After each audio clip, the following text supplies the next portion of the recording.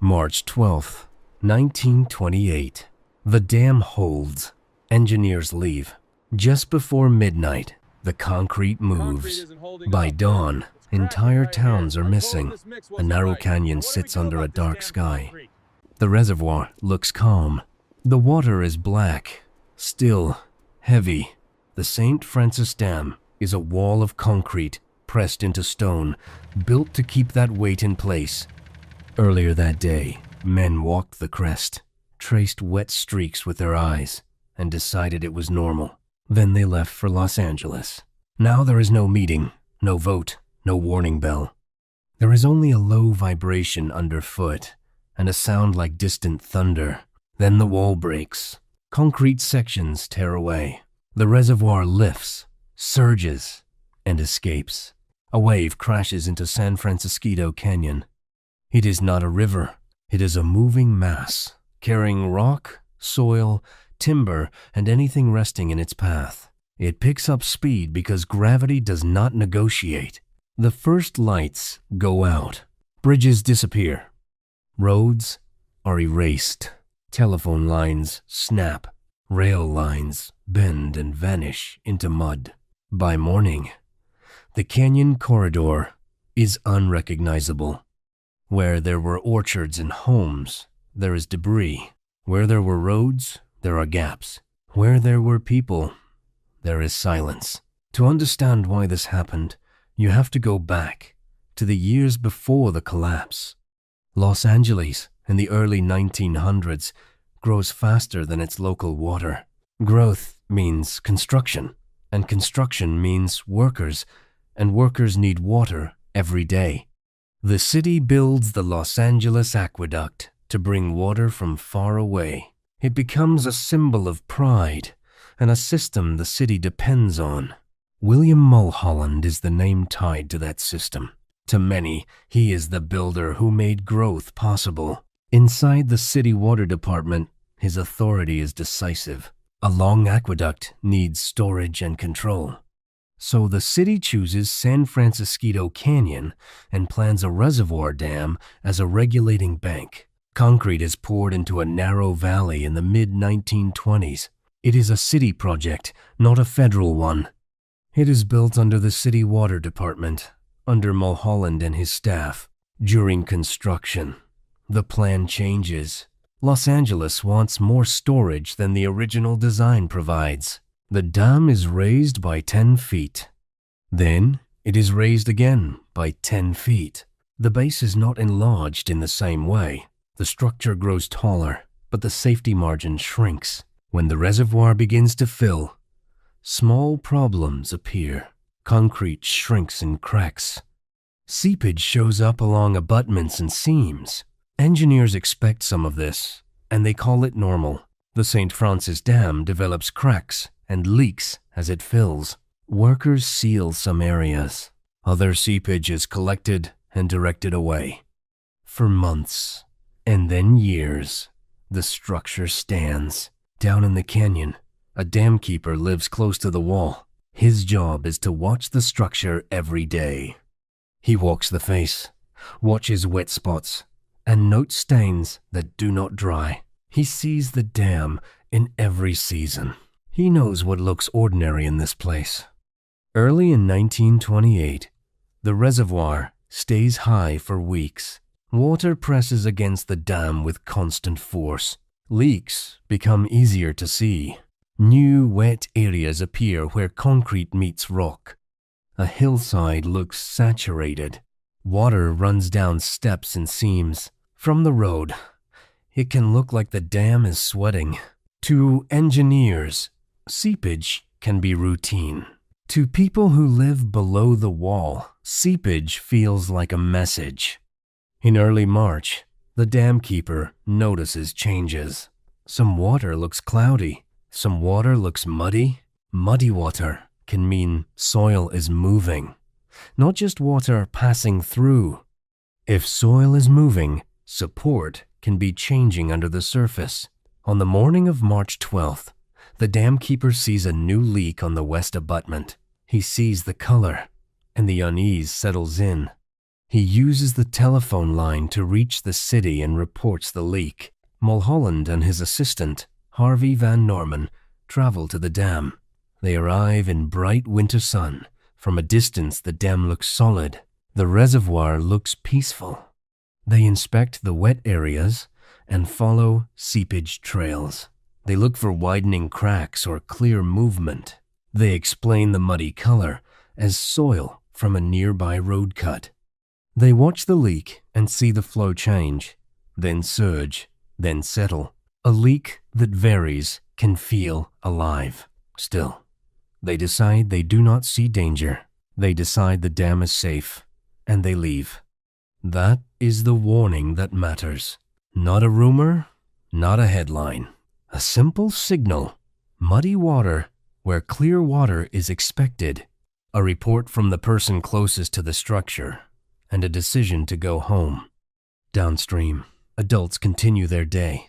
Operators check equipment. Workers finish shifts. Households settle into evening. There is no evacuation. There is only the belief that the dam will hold. Night falls. The canyon turns quiet. The reservoir remains full. Near midnight, support begins to fail. A foundation that looks strong when dry can soften when saturated. If one end starts to move, balance is lost. The initial break releases a surge that scours the canyon wall and batters the rest of the structure. In moments, more sections collapse. The reservoir empties into the canyon in a short, brutal release. The flood wave races downstream. It grows as it picks up debris. It tears trees from slopes and carries them like matchsticks. It slams into buildings and turns them into fragments. It strikes bridges and leaves only supports. At one power facility, a night worker hears a roar and feels the floor vibrate. A lamp swings. The worker runs to a doorway and sees darkness filled with moving water. The worker turns and climbs, hands on rock, breath cutting short in cold air. Behind, the sound becomes enormous. The worker keeps climbing because the canyon has no other instruction. In the darkness, survival is about position. People on higher ground live. People in the low path do not have time. As the water reaches wider valleys, it spreads. It enters the Santa Clara River Valley and continues toward the coast.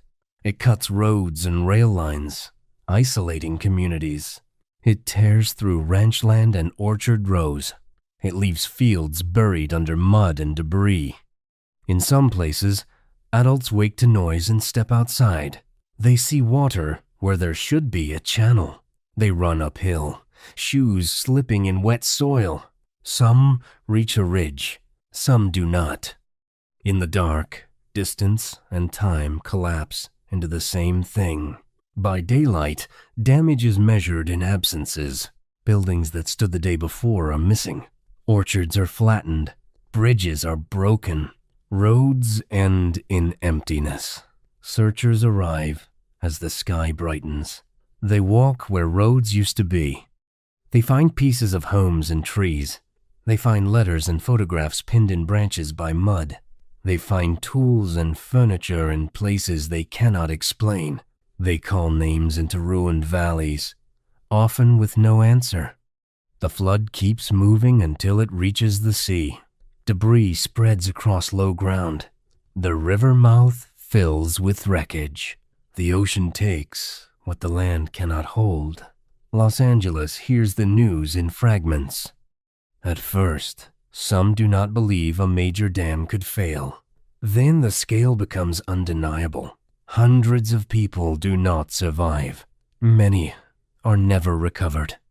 The flood carries bodies far downstream, some into the ocean, some buried in debris fields. The exact count becomes difficult because the landscape has been rearranged and records are incomplete. In the days that follow, the question shifts from what happened to why. The public wants a cause. Survivors want accountability. The city wants an explanation. The water department wants to protect its reputation. An official inquest begins. Witnesses speak under oath. The damkeeper call is discussed. The morning inspection is discussed. The leaks are discussed. The decision to leave is discussed. Mulholland takes the stand. He insists the dam appeared safe. He insists that leaks in dams can be normal. He admits the pain of the outcome. A structure built under his authority failed, and people died. Investigators study broken concrete and the canyon walls. They map the foundation and the abutments. They consider uplift pressure and seepage paths. They ask whether sabotage or an earthquake explains the failure. Those theories do not match the evidence as well as geology does.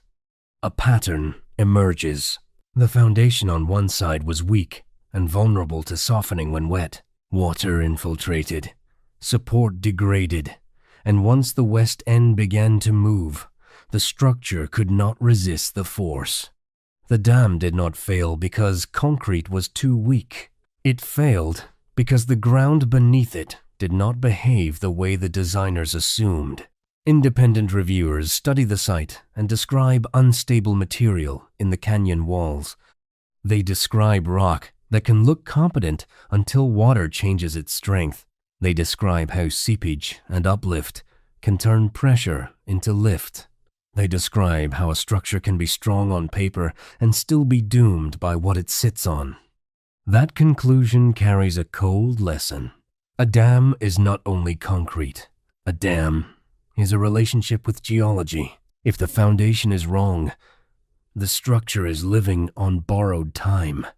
The warning that morning was not a dramatic crack you could photograph from a distance.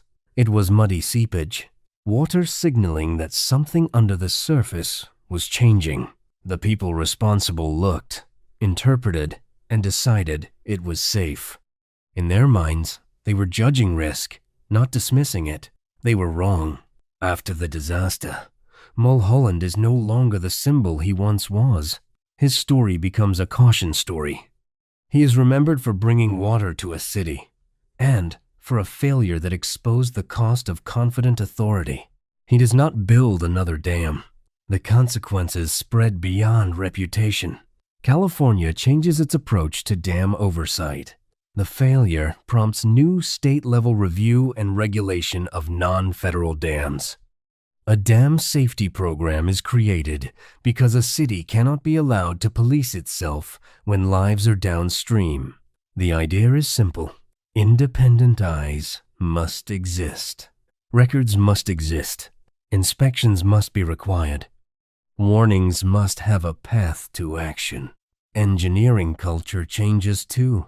The St. Francis failure becomes a case study in classrooms and offices. It pushes the field towards stronger site investigation, independent review, and respect for geologic conditions. It becomes a reason why modern projects demand teams, not legends. Downstream communities rebuild, but some places are erased. Some residents move away. The canyon keeps broken concrete as a permanent ruin. The remains sit in the earth like evidence that cannot be filed away.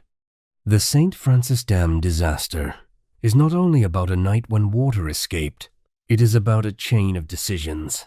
A site selection, a design assumption, a taller dam without the same widening below, a leak judged harmless, a morning inspection that ended with departure. This is why the story matters now. Modern life rests on concrete and steel too. Dams, bridges, levees, tunnels, water systems, all of them age. All of them develop cracks and leaks. All of them depend on people to interpret warning signs. The most dangerous moment is not the collapse. The most dangerous moment is the earlier moment when someone sees a sign and decides it is fine. Because once the structure moves, no speech can hold it back. When the next dam shows muddy seepage, who will be the person who calls? Who will be the engineer who drives out to look? Who will decide whether to lower water, shut something down, or keep the system running? Who will have the authority to act, and who will slow down long enough to listen? The canyon in 1928 offers only a question. When the warning arrives, will it be treated as noise or as the last chance to change the ending?